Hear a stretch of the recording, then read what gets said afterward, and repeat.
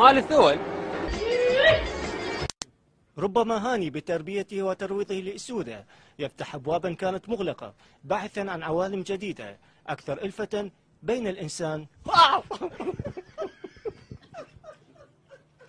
لتبقى العقبة الأقوى هي تلك التركية. خرب دينك.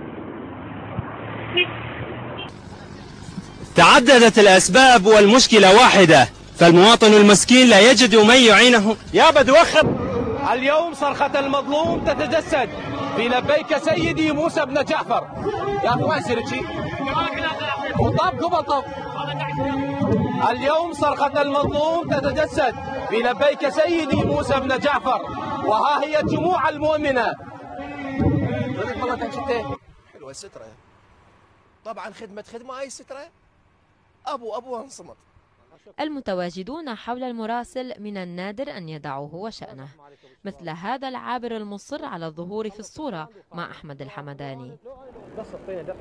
خذ راحتك، بس أنا بالشارع يعني أنا بالشارع ما في شبكة هنا، بس هنا شبكة. بعد أكثر من محاولة ترك الحمداني الجمل بما حمل. بركش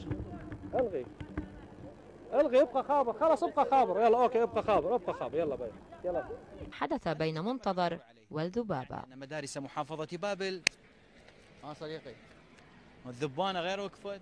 في البصرة يعاني علي من الطيبة البصرية الزائدة عن حدها، فهو غالبا ما يلقى عبارات التشجيع أثناء التسجيل، وإذا عجزت العبارة فمنبه السيارة يقوم بالمهمة.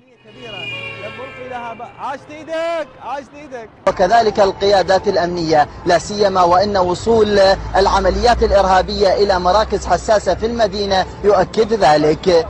نعلى على شرفك. وصول العمليات الإرهابية إلى قلب مدينة الناصرية أمر ينذر بخطر شديد. طيح الله حظك يا صور، مو قاعد أحكي على شرفك يا أبو شرف. شرفك. أحبة المشاهدين،